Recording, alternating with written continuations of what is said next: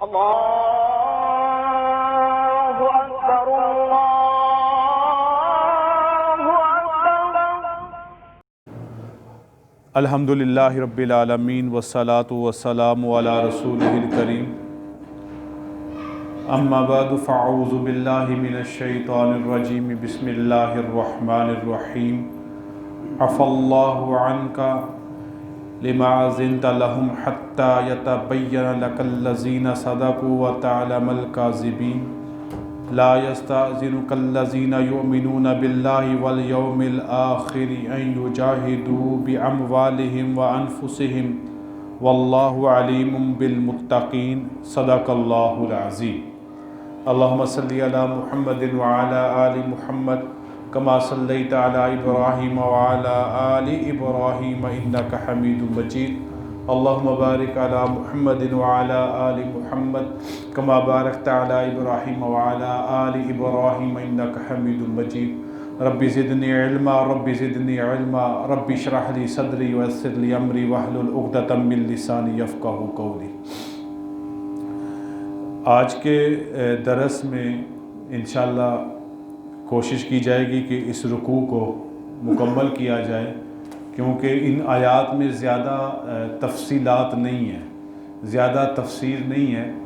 ان آیات میں اللہ رب العزت نے منافقین کے رویوں کو بیان کیا ہے، منافقین کے طریقہ کار کو بیان کیا، ان کی عادات کو بیان کیا ہے۔ ان آیات میں ان کی عادات کو بیان کیا گیا ہے، ان کے رویوں کو اور ان کے طریقہ کار کو بیان کیا گیا ہے۔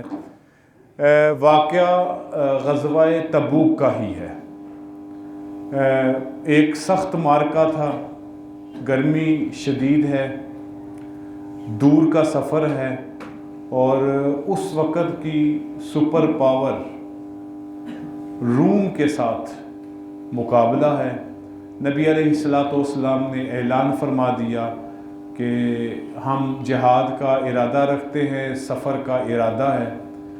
تو تیاریاں شروع ہو گئیں۔ منافقین کے جو حالات تھے، منافقین کی جو طریقہ کار تھا، وہ اس معرکے سے بھاگنے کا تھا، اس معرکے سے دور رہنے کا تھا، اور انہوں نے بہت سے ہیلے بہانوں سے نبی کریم صلی اللہ علیہ وسلم کے پاس آ کر معذرتیں کی، بہانے بنائے کہ ہم اس معرکے میں، اس لڑائی میں شامل نہیں ہو سکتے۔ نبی کریم صلی اللہ علیہ وسلم کی طبیعت میں رحمت للعالمین کا عنصر غالب تھا، رحمت غالب تھی۔ آپ صلی اللہ علیہ وسلم نے ان کے ہیلے بہانوں کو قبول فرما لیا اور ان کو کہا ٹھیک ہے، نہ جاؤ۔ نبی کریم صلی اللہ علیہ وسلم کا رویہ منافقین کے حوالے سے ہمیشہ درگزر کرنے کا تھا۔ رئیس المنافقین باوجود عبداللہ ابن ابی جس کا نام تھا، اتنی زیادہ آپ صلی اللہ علیہ وسلم کو اس کی طرف سے تکالیف پہنچی، لیکن آپ صلی اللہ علیہ وسلم نے ہمیشہ اس سے درگزر فرمایا، حتیٰ کہ آپ صلی اللہ علیہ وسلم نے اس کا جنازہ بھی پڑھا دیا، جس پر اللہ کو یہ بات بھی ناپسند ہوئی۔ اور اسی طرح غزوہ تبوک میں جو منافقین آپ کے پاس آئے، اجازت طلب کی، آپ نے اجازت مرحمت فرمائی، اللہ کو یہ بات بھی ناپسند ہے۔ ایک بات، ایک اصول یہاں پہ یاد رکھیں، کیونکہ یہ اتنا آسان نہیں ہے، یہ پہلے 3 لفظوں کا ترجمہ کرنا بڑا مشکل کام ہے، وہ بھی ترجمہ کروں گا تو اندازہ ہو جائے گا۔ نبی کریم صلی اللہ علیہ وسلم پر جب تک اللہ کی طرف سے واضح کوئی وحی نازل نہ ہوتی، اللہ کے نبی صلی اللہ علیہ وسلم کو اختیار ہوتا تھا جو بھی فیصلہ کریں، جو بھی معاملہ نپٹائیں، جو بھی طریقہ اختیار کریں۔ یہاں پر بھی جب منافقین آپ کے پاس آئے، ہیلے بہانے بنائے، اور آپ صلی اللہ علیہ وسلم نے ان سے درگزر کیا، ان کو اجازت دے دی۔ اللہ رب العزت نے اس بات کو نبی کریم صلی اللہ علیہ وسلم کے حوالے سے اس طرح سے بیان کیا، عفا اللہ عنکا، اللہ نے آپ کو درگزر کر دیا، اللہ نے آپ کو درگزر کر دیا۔ اس کا ایک معنی جو تفسیر روح المعانی والوں نے بیان کیا ہے وہ یہ ہے کہ یہاں پر نبی علیہ السلام سے غلطی نہیں ہوئی تو معاف کرنا کیسا، کیونکہ اللہ کے انبیاء اور نبی کریم صلی اللہ علیہ وسلم ہر قسم کی خطاؤں سے پاک ہیں۔ تو یہاں پر ترجمہ انہوں نے یہ کیا ہے، آپ سے غلطی ہوئی ہی نہیں، آپ سے تو غلطی ہوئی ہی نہیں، غلط تو وہ ہیں جو آپ کے پاس ہیلے و بہانے بنا کر آتے ہیں۔ اے اللہ کے نبی پھر بھی اللہ آپ سے درگزر ہی فرمائیں گے، آپ کا کسی بات پر کوئی مواخذہ اور پکڑ نہیں ہوگی۔ اف اللہ عنک، اللہ نے آپ سے درگزر فرمایا، لما اذنت لہم، یہاں تک کہ آپ نے ان کو رخصت کیوں دی۔ جب منافقین آ رہے ہیں آپ سے اجازت طلب کر رہے ہیں کہ ہم جہاد پہ نہیں جا سکتے، ہمارے یہ معاملات ہیں، یہ ہمارا بہانہ ہے، یہ ہماری وجہ ہے، تو اللہ فرما رہے ہیں لما اذنت لہم، آپ نے انہیں کیوں رخصت دی، حتی یتبین لک الذین صدقوا، یہاں تک کہ ظاہر ہو جاتا کہ ان میں سے سچے کون ہیں، وتعلم الکاذبین، اور آپ جھوٹوں کو بھی جان لیتے، کون سچے بہانے بنا رہا ہے اور کون جھوٹے بہانے بنا رہا ہے۔ تو لہٰذا پھر بھی اللہ نے آپ کو معاف ہی کیا ہے۔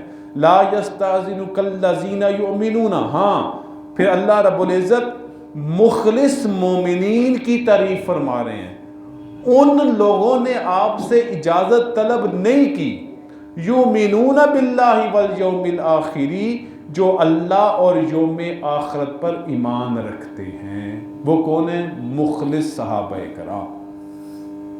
این یجاہدوا باموالہم وانفسہم، کہ وہ جہاد کرے اپنے مالوں اور اپنے نفسوں کے ساتھ، انہوں نے اجازت نہیں طلب کی۔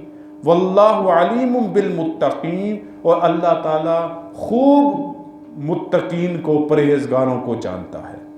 اگلی آیت میں پھر اللہ تعالیٰ منافقین کا بیان فرما رہے ہیں، انما یستأذنک الذین، بے شک رخصت اجازت وہ آپ سے طلب کرتے ہیں، لا یؤمنون باللہ والیوم الآخر، جو نہ اللہ پر ایمان رکھتے ہیں اور نہ ہی آخرت کے دن پر، وارتابت قلوبہم، اور ان کے دلوں میں شک ہے۔ وہ کون ہیں؟ منافقین کی جماعت، نہ اللہ پر ایمان نہ یوم آخرت پر ایمان، اور ان کے دلوں میں شک ہے۔ فَهُمْ فِي رَيْبِهِمْ يَتَرَدَّدُونَ، اور وہ اپنے شک میں بھٹک رہے ہیں، وہ ابھی تک ان کا ایمان اس طرح کا کامل نہیں ہے۔ اب اللہ تعالیٰ فرما رہے ہیں وَلَوْ أَرَادُوا الْخُرُوجَ لَعَدُّوا لَهُ عُدَّةً وَلَكِنْ كَرِهَ اللَّهُ بِعَاثَهُمْ، اگر وہ نکلنے کا ارادہ کرتے، اگر وہ نکلنا چاہتے تو وہ ضرور اس کے لیے سامان بھی تیار کرتے، یعنی سامان جہاد، سواری تیار کرتے، کوئی اسلحہ تیار کرتے، کوئی زادِ راہ تیار کرتے، کوئی آنے جانے کے جو اخراجات ہیں وہ ضرور تیار کرتے، لیکن وَلَكِنْ كَرِهَ اللَّهُ بِعَاثَهُمْ، اللہ نے ہی ان کا نکلنا پسند نہیں فرمایا، اللہ نے ان کا نکلنا ہی پسند نہیں کیا، فَثَبَّتَهُمْ، اور سو انہیں روک دیا، وَقِيلَ اقْعُدُوا مَعَ الْقَاعِدِينَ، اور ان کے لیے حکم ہوا کہ تم بیٹھ جاؤ بیٹھ جانے والوں کے ساتھ، اور ایک ترجمہ یہ کیا گیا ہے تم ایسے ہی اپنی جگہوں میں بیٹھ جاؤ جیسے معذور اپاہج لوگ جہاد سے بیٹھے ہوئے ہیں۔ یہ منافقین کی اللہ حالات بیان کر رہا ہے۔ وَلَوْ خَرَجُوا فِيكُمْ مَا زَادُوكُمْ إِلَّا خَبَالًا وَلَا أَوْزَعُوا خِلَالَكُمْ يَبْغُونَكُمُ الْفِتْنَةَ، اگر وہ نکلتے بھی، اب اللہ تعالیٰ فرما رہے ہیں ہم نے ان کو روکا ہے کہ تم رکے رہو، اگر یہ تمہارے ساتھ نکل بھی جاتے، انہوں نے سوائے فساد کے کسی اور چیز کو بڑھاوا نہیں دینا تھا۔ اگر یہ تمہارے ساتھ جہاد میں نکل جاتے، غزوہ تبوک کی طرف نکل بھی جاتے، انہوں نے فساد ہی برپا کرنا تھا، کیونکہ منافقین کی جبلت میں یہ رچ بس چکا ہے، جہاں بھی جائیں گے فساد ہی برپا کریں گے۔ وَلَوْ أَوْزَعُوا خِلَالَكُمْ، اور انہوں نے اپنی سواریوں کو دوڑانا تھا، يَبْغُونَكُمُ الْفِتْنَةَ، یہ ان کی سواریاں دشمن کے مقابلے میں کم تمہارے درمیان فتنے کو بڑھاوے کے لیے زیادہ استعمال ہونی تھی۔ اس کو ان الفاظ میں سمجھیں کہ انہوں نے لشکر کے درمیان اپنی سواری کو کبھی ادھر کبھی ادھر صرف مسلمانوں کو متزلزل کرنے کے لیے، مسلمانوں کو پریشان کرنے کے لیے، مسلمانوں کو کسی فتنے میں مبتلا کرنے میں ہی لگے رہنا تھا۔ اگر یہ نہیں جا رہے یہی ہمارے لیے بھی بہتر ہے۔ پھر اللہ فرماتے ہیں وَفِيكُمْ سَمَّاعُونَ لَهُمْ، اور ان میں آپ تمہارے اندر ان کے جاسوس بھی ہیں۔ کیا کرتے ہیں؟ پہلے تو تمہیں فتنہ ڈالیں گے، پھر وہ کان دھریں گے کیا ہو رہا ہے، کس طرح سے ہو رہا ہے، اور پھر ان باتوں کو دشمن تک پہنچائیں گے۔ یہ منافقین کا اللہ رب العزت ان کی روش کو بیان کر رہے ہیں۔ واللہ علیم بالظالمین، اور اللہ تعالیٰ ظالمین کو، ظلم کرنے والوں کو خوب جاننے والے ہیں۔ لَقَدِ ابْتَغُوا الْفِتْنَةَ مِنْ قَبْلُ، اب اللہ فرما رہے ہیں اب کے نہیں، یہ ہمیشہ سے ہی فتنے کو تلاش کرتے ہیں، یہ ہمیشہ سے ہی فتنے میں لوگوں کو ڈالتے ہیں۔ ان کا کام ہی یہ ہے کہ فتنہ برپا کرنا، یہ اس سے پہلے بھی کر چکے، اور یہ اشارہ ہے جب سے نبی کریم صلی اللہ علیہ وسلم مدینہ طیبہ تشریف لائے، رئیس المنافقین عبداللہ ابن ابی اور اس کا سارا گروہ یہ ہمیشہ سے اس فتنوں میں، اس اندیشوں میں مسلمانوں کو مبتلا کرتا رہا، مسلمانوں کو پریشان کرتا رہا، چاہے وہ غزوہ احد کی صورت میں تھا یا حضرت عائشہ رضی اللہ تعالیٰ عنہ پر بہتان بازی کی صورت میں تھا۔ یہ ہمیشہ پہلے بھی ایسا ہی کرتے رہے ہیں۔ وَقَلَّبُوا لَكَ الْأُمُورَ، اور آپ کے لیے معاملات کو الٹ پھیر کرتے رہے ہیں، معاملات کو گڑبڑ کرتے رہے ہیں۔ حَتَّى جَاءَ الْحَقُّ وَظَهَرَ أَمْرُ اللَّهِ، یہاں تک کہ اللہ کا فیصلہ آ چکا، حق آ پہنچا۔ وَظَهَرَ أَمْرُ اللَّهِ، اور اللہ کا حکم غالب ہوا۔ وَهُمْ كَارِهُونَ، اور وہ اس پر بھی ناخوش ہیں، کیونکہ وہ دل سے ایمان لائے نہیں، مومن ہوئے نہیں، ایمان آخرت بھی نہیں ہے، ایمان باللہ بھی نہیں ہے۔ لہٰذا اگر کبھی مسلمانوں کو کوئی فتح حاصل ہوتی ہے تو وہ اس میں دل میں کڑتے ہیں، اس کو ناپسند سمجھتے ہیں۔ اب اللہ آگے فرماتے ہیں وَمِنْهُمْ مَنْ يَقُولُ اُذَنْ لِي وَلَا تَفْتِنِّي، اور ان میں نے بعض ایسے ہیں وہ آپ سے اجازت طلب کرتے ہیں۔ یہ ایک شخص تھا منافقین میں سے جس کا نام تھا جدہ بن قیس، جدہ بن قیس اس کا نام تھا۔ یہ نبی علیہ السلام کی خدمت میں حاضر ہوا، منافقین میں سے تھا۔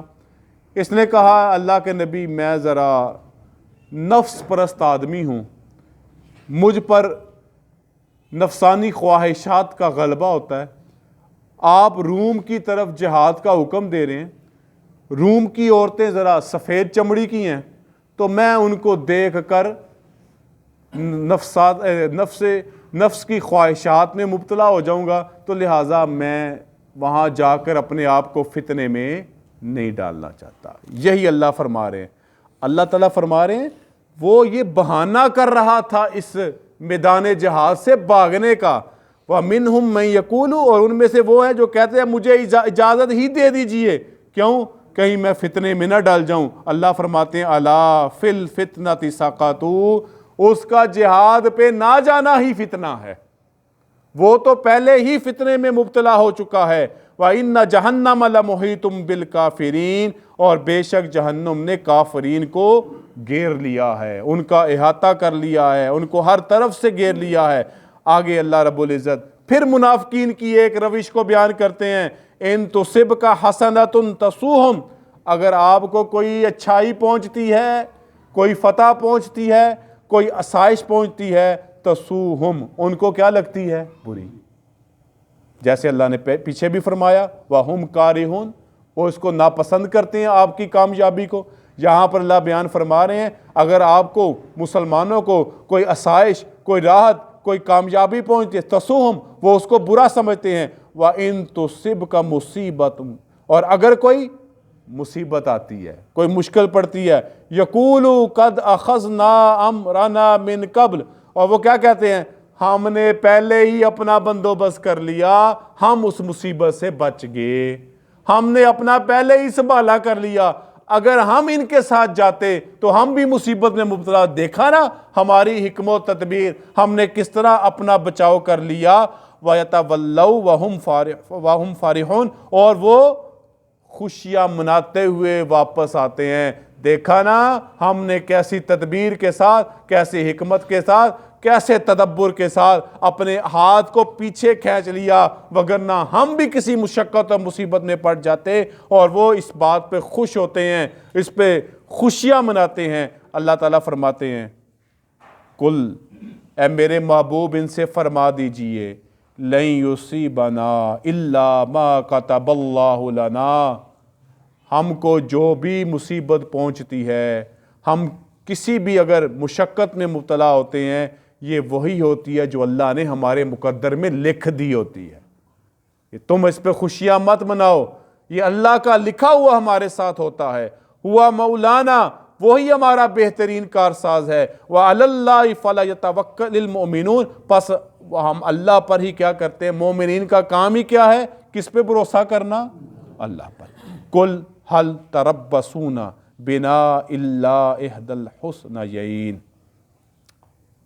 ان سے کہہ دیجئے کہ تم منتظر رہتے ہو ہمارے لیے دو اچھائیوں میں سے ایک کے. یہ منافقین کو پھر خطاب ہے. حسنیین سے کیا مراد ہے؟ دو اچھائیاں، دو بلائیاں. منافقین سے یہ کہا جا رہا ہے کہ منافقین ہماری دو بلائیوں کے منتظر رہتے ہیں. اللہ رب العزت نے یہاں پر فتح کو بھی بلائی قرار دیا اور شکست کو بھی بلائی قرار دیا. لہذا منافقین کو اس سوچ سے نکل جانا چاہیے کہ مسلمان کی شکست ناکامی نہیں ہوتی، بلکہ میدان جہاد میں موت کو گلے لگا لینا یہ ناکامی نہیں ہوتی. اللہ رب العزت حوصلہ افزائی فرما رہے ہیں. بڑی اچھی بات ہے کہ ہم دین کے لیے، دین کی جد و جہد کے لیے، دین کی تبلیغ کے لیے، میدان جہاد کے لیے، جو کوئی بھی میدان ہو، ہمارا کام کوشش کرنا ہے. نتیجہ کس کے ہاتھ میں ہے؟ اللہ کے. تو یہیں پر یہی بات تو اللہ ہمیں سمجھا رہے ہیں کہ بھئی اگر تم فتح یاب ہوئے ہو یہ بھی تمہارے لیے خیر ہے، اور اگر تم شکست خوردہ ہوئے ہو اور تم نے شہادت کی موت پائی ہے، یہ بھی تمہاری کوئی ناکامی نہیں ہے. ظاہری اعتبار سے، دنیاوی اعتبار سے شاید ناکامی ہو، لیکن اخروی اعتبار سے یہ کامیابی ہی کامیابی ہے. اللہ یہاں سے یہی مومنین کو تسلی دے رہے ہیں اور منافقین کو ذرا تان دے رہے ہیں. کل، اے میرے محبوب ان سے فرما دیجئے، حل تربصون بنا الا احدى الحسنیین، کیا وہ تمہارے حق میں دو بلائیوں میں سے ایک کے منتظر ہیں، یا فتح یا شکست؟ فتح تو ٹھیک ہے، کامیابی ہے، شکست شہید ہو جانا یہ بھی کامیابی ہے مسلمانوں کے حق میں. اللہ فرماتے ہیں نحن نتربص بکم، اور ہم تمہارے لیے منتظر ہیں، ان یصیبکم اللہ بعذاب من عنده، کہ تمہارے طرف اللہ کی طرف سے عذاب آئے گا. اور وہ عذاب کیا ہے؟ ایمان کا قبول نہ کرنا اور اسی حالت سے دنیا سے رخصت ہو جانا. او بایدینا، یا ہمارے ہاتھوں سے تم مارے جاؤ گے. تمہارے لیے دونوں صورتوں میں ناکامی ہے، ہمارے لیے دونوں صورتوں میں کامیابی ہے. فتربصوا، پس تم انتظار کرو، انا معکم متربصون، تم اپنی جگہ انتظار کرو، بے شک ہم بھی تمہارے ساتھ اپنی جگہ انتظار کرتے ہیں. آگے جی منافقین کا اور ایک اور رویہ. وہی شخص جس نے کہا کہ رومی عورتیں مجھے اپنی طرف متوجہ کر لیں گی، میں فتنے میں پڑ جاؤں گا. یہ نبی علیہ السلام کی خدمت میں حاضر ہوا اور اس نے جہاد میں نہ جانے کا یہ بہانہ بیان کیا اور پھر تھوڑا بہت مال جہاد کے لیے دے لیا کہ یہ آپ میری طرف سے قبول کر لیں، میں جا تو نہیں رہا، میں یہ آپ کو مال دیتا ہوں. اللہ تعالیٰ کیا فرما رہے ہیں اس کے مال کے بارے میں؟ قُلْ أَنفِقُوا طَوْعًا أَوْ كَرْهًا لن یتقبل منکم، اے میرے محبوب ان سے پھر فرما دیجئے تم خرچ کرو خوشی سے یا بددلی سے، اللہ تم سے کوئی مال قبول نہیں کرے گا۔ انکم کنتم قوما فاسقین، وجہ کیا ہے کہ بے شک تم کون سے لوگ ہو؟ نافرمان، تم فاسق ہو، اللہ کو تمہارے مال کی ضرورت نہیں ہے، اپنا مال اپنے پاس رکھو۔ وما منعہم ان تقبل منہم نفقاتہم الا انہم کفروا باللہ، اور ان کے خرچ کے قبول کرنے سے کوئی چیز مانے نہیں، یعنی اللہ کو ان کے مال کی کوئی ضرورت نہیں۔ کیوں؟ بے شک انہوں نے اللہ کا انکار کیا، اللہ کے رسول کا انکار کیا۔ وَلَا يَأْتُونَ الصَّلَاةَ إِلَّا وَهُمْ كُسَالَىٰ، اور وہ نماز جب بھی پڑھتے ہیں تو سست ہو کے پڑھتے ہیں۔ یہ منافقین کی عادات کو بیان کیا جا رہا ہے۔ اللہ کو ان کے مال کی کوئی ضرورت نہیں، رکھیں اپنے پاس۔ وجہ کیا ہے؟ یہ کفر باللہ کرتے ہیں، کفر بالرسول کرتے ہیں، اور نماز بھی سست ہو کے پڑھتے ہیں۔ وَلَا يُنْفِقُونَ إِلَّا وَهُمْ كَارِهُونَ، اور اگرچہ وہ اللہ کی راہ میں مال بھی خرچ کرتے ہیں، کوئی دل سے خرچ نہیں کرتے، ناخوشی سے خرچ کرتے ہیں۔ پھر اللہ رب العزت اپنے محبوب سے فرما دے ہیں فَلَا تُعْجِبْكَ أَمْوَالُهُمْ وَلَا أَوْلَادُهُمْ۔ غزوہ تبوک میں ایک ایک پیسے کی بڑی قدر تھی۔ ایک صحابی تھی حضرت حسیمہ رضی اللہ تعالیٰ عنہ، ایک دن مزدوری کی پورا دن، اور ایک سا کھجور تقریباً 3-4 کلو کے قریب نبی علیہ السلام کی خدمت میں لائیے، میری طرف سے غزوہ تبوک کے لیے قبول کیجئے۔ نبی علیہ السلام نے قبول فرما لی۔ منافقین نے کیا کہا؟ دیکھو کیا لے کے آیا ہے، چند کلو کھجور لے گئے، اور یہ سمجھتا ہے میں نے بڑا مارکا مار لیا۔ جو تھوڑا دیتا ہے منافقین اس کو بھی تانا مار رہے ہیں۔ حضرت عبد الرحمن ابن عوف رضی اللہ تعالیٰ عنہ بہت کثیر مال لے کے آئے، یہ روایت میں آتا ہے 4000 درہم چاندی کے سکے، یہاں ایک روایت میں آیا 4000 دینار سونے کے سکے۔ جب وہ لے کے آئے نبی علیہ السلام کی خدمت میں پیش کی غزوہ، اب کیا کیا منافقین؟ دیکھا نا یہ اتنا مال دے رہا ہے تاکہ اس کی شہرت ہو، یہ دکھانے کے لیے کر رہا ہے۔ یعنی منافقین کی عادت یہ ہے کہ وہ نہ تھوڑی کسی کی نہ تھوڑی نیکی کو اچھا سمجھتے ہیں، نہ بڑی نیکی کو اچھا سمجھتے ہیں۔ اللہ فرما رہے ہیں اے میرے محبوب پس آپ ان کے اولاد سے اور ان کی مال سے تعجب میں نہ مبتلا ہوں۔ یہ اولاد یہ مال انہی کا ہے، آپ ان کی طرف توجہ مت کریں، آپ کے لیے آپ کے مخلص صحابہ کرام ہی کافی ہیں۔ انما یرید اللہ لیعذبہم بہا فی الحیات الدنیا، بے شک اللہ تو ارادہ کرتا ہے کہ ان کو ضرور عذاب دے ان کے اس مال اور اولاد کی وجہ سے، اس دنیا کی زندگی میں ہی عذاب دے۔ وَتَضْحَكَ أَنفُسُهُمْ وَهُمْ كَافِرُونَ، اور ان کی جانیں اسی حال میں نکلیں کہ وہ کفر پہ رہیں۔ وَتَضْحَكَ أَنفُسُهُمْ، اور ان کی جانیں نکلے اس حالت میں کہ وہ اللہ کا انکار کرنے والے ہیں۔ پھر اللہ تعالیٰ پھر ایک رویہ منافقین کا بیان کرتے ہیں وَيَحْلِفُونَ بِاللَّهِ إِنَّهُمْ لَمِنْكُمْ، وہ اللہ کی قسمیں کھاتے ہیں کہ بے شک وہ تم میں سے ہیں۔ اللہ کی قسم ہم آپ کے ساتھی ہیں، اللہ کی قسم ہم تو آپ کے ساتھ ہیں، آپ کے حمایتی ہیں۔ اللہ فرماتے ہیں وَمَا هُم مِّنْكُمْ، یہ تم میں سے نہیں ہیں، وَلَكِنَّهُمْ قَوْمٌ يَفْرَقُونَ، مگر یہ قوم کون سی ہے؟ یہ ایسی قوم ہے جو ڈرتے ہیں، جو تفریق ڈالتے ہیں، جو آپس میں تمہیں بھی ڈراتے ہیں اور خود بھی جہاد میں جانے سے ڈرتے ہیں۔ لو یجدون ملجعا او مغارات او مدخلا، کیا فرما؟ اگر ان کو کوئی پناہ کی جگہ ملے، کوئی غار ملے، کوئی گھسنے کی جگہ پائے تو وہ اس میں دوڑ کے چھپ جائیں۔ وَهُمْ يَجْمَحُونَ، اور وہ سارے دوڑتے دوڑتے ادھر پہنچ جائے۔ ان کے ڈر کی حالت یہ ہے اے میرے محبوب آپ کو ایسے 2 نمبر لوگوں کی ضرورت نہیں ہے۔ اور ایسے اللہ آگے فرماتے ہیں، پھر منافقین کے ایک طرز کو بیان فرما رہے ہیں وَمِنْهُمْ مَنْ يَلْمِزُكَ فِي الصَّدَقَاتِ، اور بعض ان میں سے ہے جب آپ خیرات بانٹتے ہیں تو آپ پر تانا دیتے ہیں، جب آپ لوگوں میں خیرات تقسیم کرتے ہیں تو یہ تب بھی باز نہیں آتے، یہ آپ کو تان دیتے ہیں کہ آپ خیرات بانٹنے میں نعوذ باللہ من ذالک بددیانتی کا مظاہرہ کرتے ہیں۔ فَإِنْ أُعْتُوا مِنْهَا رَضُوا، اور اگر ان کو دیا جائے تو راضی ہو جاتے ہیں، نعرے مارتے ہیں، خوش ہوتے ہیں۔ وَإِن لَّمْ يُعْتَوْا مِنْهَا، اور اگر ان کو نہ دیا جائے، ان کو مالے اور صدقات کے مال سے نہ ملے تو کیا ہوتے ہیں؟